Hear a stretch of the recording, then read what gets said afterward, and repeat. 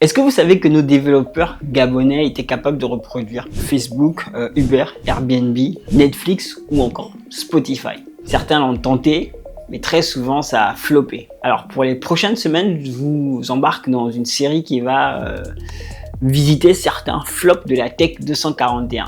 Pas pour critiquer, mais surtout pour apprendre de ce qui n'a pas marché et de voir quelles sont les leçons qu'on peut en tirer. Gros disclaimer, je vais seulement m'intéresser aux flops liés aux stratégies business ou marketing. Et ce n'est que ma petite perspective. Vous savez que selon d'où on regarde, la vérité a plusieurs faces.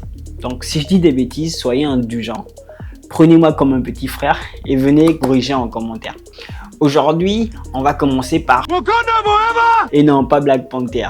Wakanda avec un H. Un réseau social lancé par un jeune Gabonais en 2020 qui se voyait comme le Facebook local. Même plus selon son concepteur. Note vocale en guise de commentaire, marketplace intégré, du streaming, de la traduction en temps réel. En 2020, ça paraissait vraiment comme des innovations. Sur le papier, c'était carré. La plateforme a été publiée, elle était fonctionnelle. J'ai même moi-même créé un compte. Mais voilà, petit bémol, c'est qu'une fois qu'on était dessus, on se sentait un peu seul.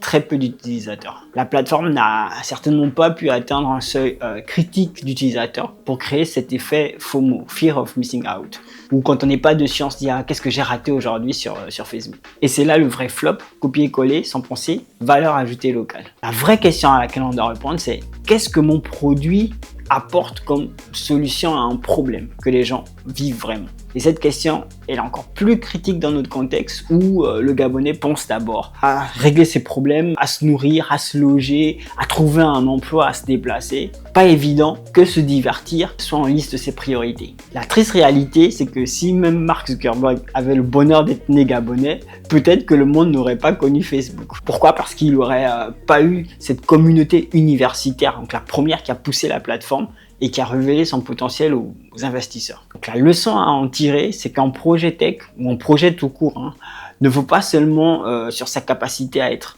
reproduit, mais il est important de pouvoir matcher les réalités locales. Donc voilà pour cet épisode. La semaine prochaine, on parlera de ce qui aurait pu être le wave ou le jamo local, mais qui a manqué le coche par manque de... Voilà, je vous dis ça la semaine prochaine, abonnez-vous.